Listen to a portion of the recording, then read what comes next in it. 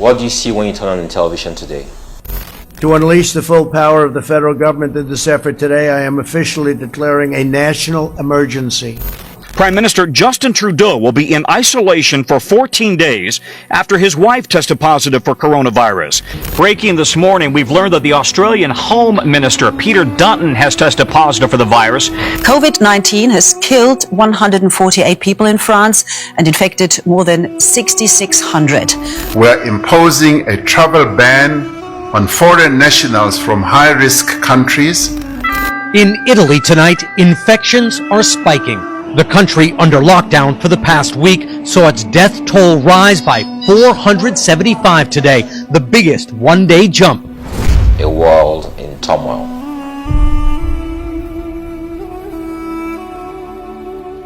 Major cities are shut down.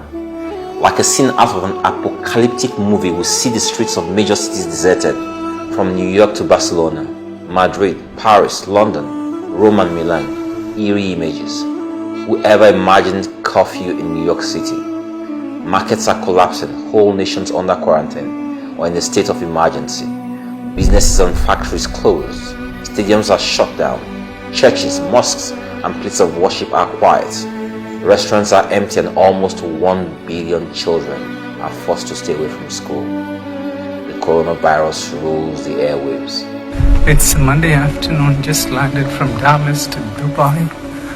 And it's so silent, unbelievable, all due to coronavirus. Man, a lot has changed in 1 week.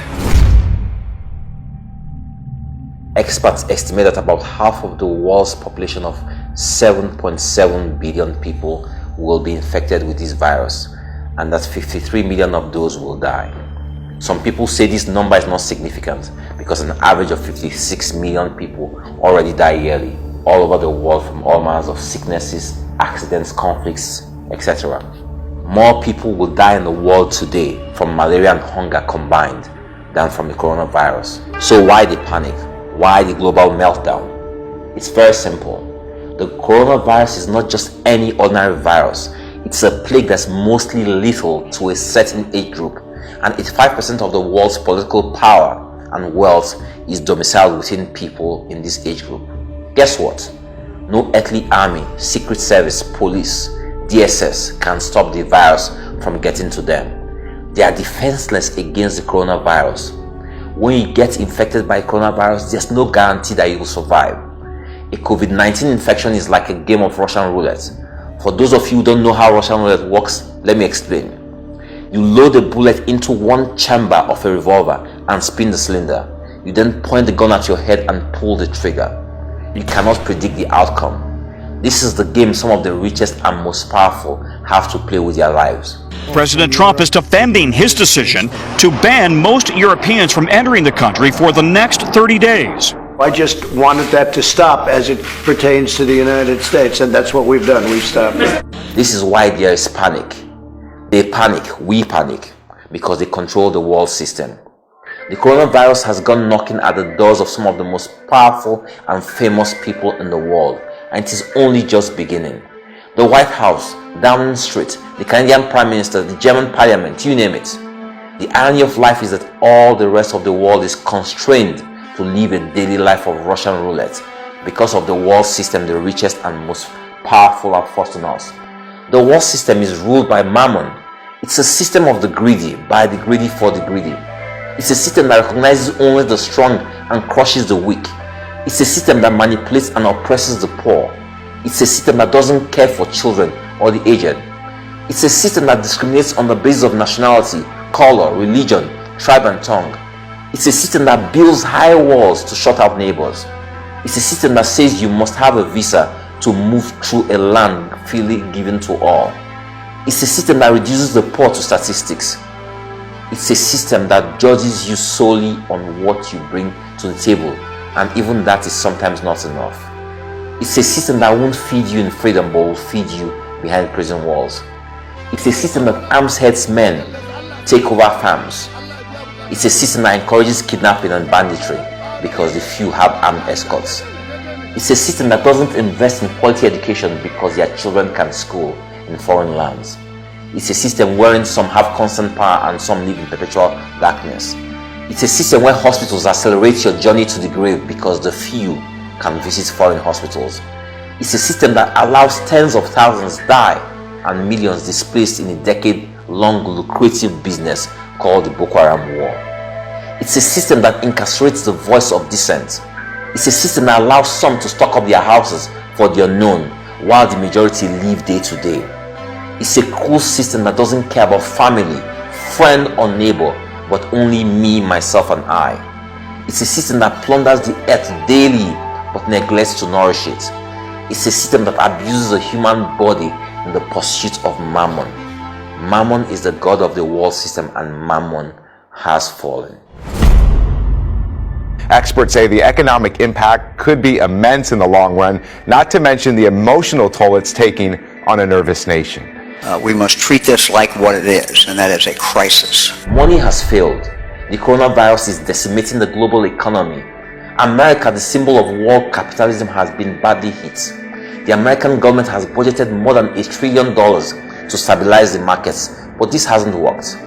The Federal Reserve took the rare step of making a Sunday policy statement on the 15th of March and slashed its benchmark interest rate to near zero, and also promised to buy $700 billion in securities and mortgage bonds. They expected this would give confidence to the markets, but the next day the opposite happened. Markets crashed across the globe spectacularly. Governments all over the world are all doing the same thing, using mammon to save mammon, and we can see that the markets are not responding to this. Wake up and smell the coffee, guys. We all need to learn the lessons of the coronavirus so that billions don't suffer needlessly. Governments are trying to save the wealth of the wealthy and deceive you into thinking it's you they are saving. A German newspaper says that Trump offered large amounts of money to secure CureVac's vaccine exclusively for the US. If they want to help you, then they should put that cash directly into your hands. But no, they won't. Even if they did, it will go back to the wealthy. They call it trickle-down economics. Create wealth for a few at the top and in some cases a sizable middle class and hope that it will trickle down to those at the bottom. What they forget is that those at the top mainly buy from those at the top. Their tastes and lifestyles are different. They stay in hotels only people like them can build. They drive cars only people like them can make. They wear clothes only people like them can design. They eat food only people like them can cook. They now make computers and robots to take your jobs. So how does the money get to you? The world system is a wicked system that does not know love. This is why the coronavirus is more than an infection that affects more than half of the world's population. But it's also a global economic disaster that will bring chaos, hunger, suffering, disease, riots, and possibly war. How the rulers and the ruled respond to the fall of Mammon will determine how long the coronavirus stays with us. A disunited world now has to unite to confront a common foe. So now to answer the million-dollar question, how can we avert this? The world faces an existential threat from two fronts that are directly linked. The coronavirus and the fall of Mammon. How can we avert the coronavirus? Can you avert something that has already happened and is still happening? This is the first wave of the virus. It is likely that a deadlier strain of the virus will come in the second wave. It's unlikely that a country like America will hold elections this year. Africa hasn't really been touched by this first wave, and this is similar to what happened in 1920 when the influenza hit the world. When the second deadlier wave came a few months later, over 2.4 million people, representing 2% of Africa's population, died within a 6-month period. Almost a tenth of the world's population was wiped out then, and Africa suffered the highest average mortality rate in that pandemic. Please read Revelations 12:11 and discover how you can make it through this. The world can't avert this because the earth needs everyone to be still so that it can get the badly needed rest and nourishment it needs, and then reset to God's original master plan. There has to be a new world order that allows the equitable redistribution of resources. Mammon has to fall before God. So they say to you, observe social distance, and I say to you, separate yourself unto God. They say to you, wash or disinfect your hands regularly, and I say to you, purify and cleanse yourself unto God. The mark of Christ is the key. Second question is, how can we avert the disaster linked to the fall of money? This is simply a question of leadership that we can find in understanding how Joseph managed the Egyptian economy. Read Genesis and stay tuned.